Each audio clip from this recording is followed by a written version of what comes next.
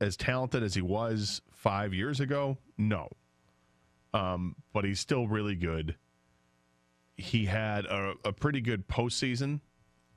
But he's going to be somebody who's obviously going to ask for a lot of money. And he's not necessarily in a position of need for the Lions.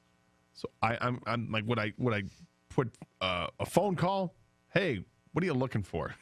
And I might wait a while in the process here, because if it looks like there's no movement, then you go ahead and make a phone call and you lowball an offer and see what he wants to do. But I wouldn't go too high. I wouldn't get too excited, because, again, it's not really the position of need for the Lions. Okay. Ziggy Ansah. Ziggy is another one that I don't even know if Ziggy wants to come back. His last year with the Lions was the first year under Patricia. It was a very difficult year. Is he like one and done? Like, forget it. I would never want to play in that style again and have to put forth that kind of an effort and work that hard for it. I don't know. Maybe he would. Maybe he is the kind of guy like that. But that's another one. It's you're not going to give him top dollar. Well, let's put it to you like this. I would hope that the Lions sit down and discuss almost everyone that's available in free agency as we careen here towards May the 7th, when compensatory picks aren't due for free agents, and you'll see free agents start signing again. I think they should discuss everything. Any of these guys on a low money deal, like nobody else is bidding on them, which is hard to imagine with Ndamukong Suh, but it's hard to imagine he's still a free agent to this day. Yeah. He had a really good postseason. Now, he'll never be worth the contract he signed in Miami ever again. No. But a 1-year cheap deal, if he has no other offers, I wouldn't mind Detroit throwing something at him that he can say no to. I mean, it would be Suh before Ziggy, just because Ziggy would be the same thing. Even if he signs for the veterans minimum, which is, $795,000 or whatever it is. Do that in a heartbeat.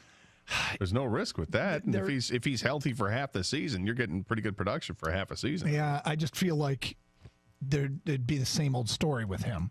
Well, that's why you don't pay money. I mean, if he's looking for $8, $9, $10, $12 million, not happening with this team. Let me throw one more at you. Keep throwing them. All right. Brock Osweiler. Quarterback. Mm-hmm. I mean, I have almost no interest in Brock Osweiler. Okay.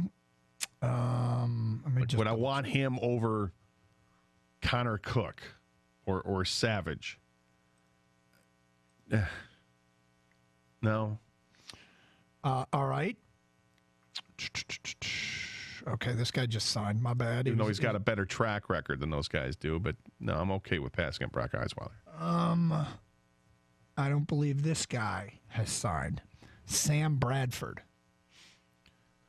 I imagine he would come relatively cheap because he's already gotten his big contracts. Mm-hmm.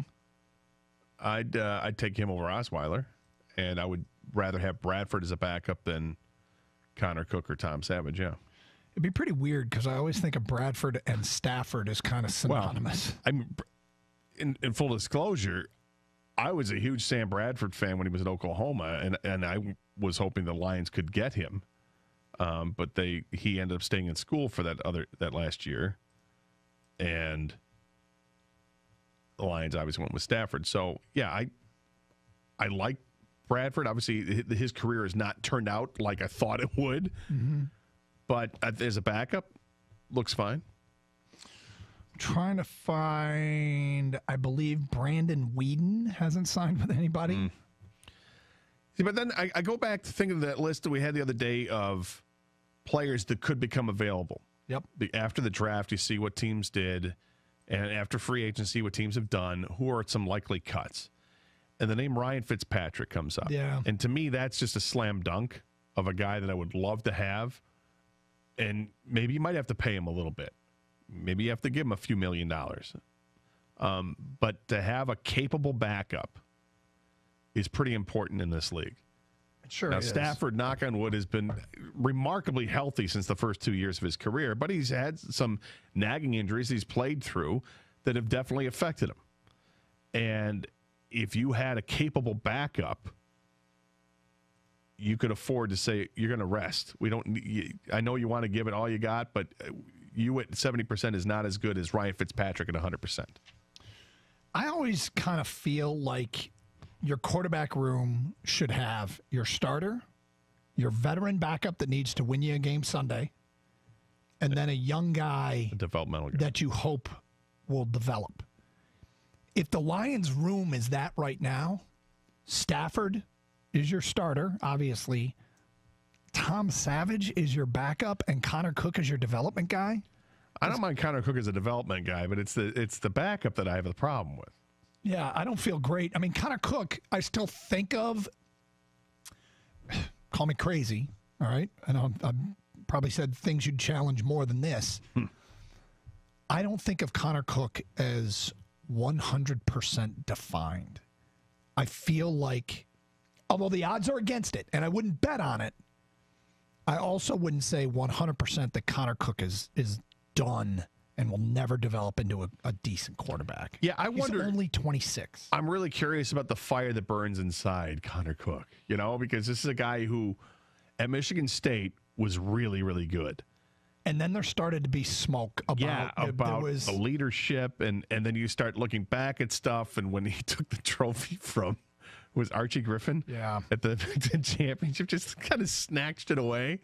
It was like, dude, show some reference to the two-time Heisman Trophy winner, by the way. Yeah, it was just kind of strange, and it felt like it was a small opening into a window that might speak to something of a bigger problem. Yeah, but maybe he's How many humbled. people went to your birthday party? Right, exactly. He's got a lot of Bo Callahan to him from draft day, but I haven't closed the door. No, completely I hear you. As him being the developmental guy. Now, if he's the backup, the veteran backup that's supposed to win you a game on Sunday, no, I don't like that. Savage either. No. I mean, Savage has been around for a while. I'd have to go look. For me, significantly older than Connor Cook. Guys that are in that slam dunk category, there may only be two. It's like Tyrod Taylor and Ryan Fitzpatrick. Yeah. Those are guys I think that can win games. And we've seen them win games when they were thrust in starting roles and play really well doing it. Now, they may not have the longevity to do it for, a full season. Yep. And they've had guys in the past that could do that for a limited time, but not like those guys. You had who's the guy that was back up to Stafford? Sean Hill. Sean Hill, thank you. Sean Hill was very capable, but he was a perfect. But he wasn't quite like a Ryan Fitzpatrick, but he was good as a backup for a game or two. But you wouldn't want to rely on half a season with him. To an extent, Drew Stanton has kind of been that guy. Everywhere he's been, he's gotten a start in like one. But if you rely on him for 2, 3, 4, 5 starts, you're not getting a stellar quarterback. But for a guy that has leadership, can rally the troops for a short time, he could do it, but not longevity. Fitzpatrick and Taylor are that guy for me. All right, coming up in 6 minutes, hear what the Illich family has to say in response to the HBO piece. Plus, we'll mix in your open line calls, ticket texts, and tweets. 97.1 The Ticket.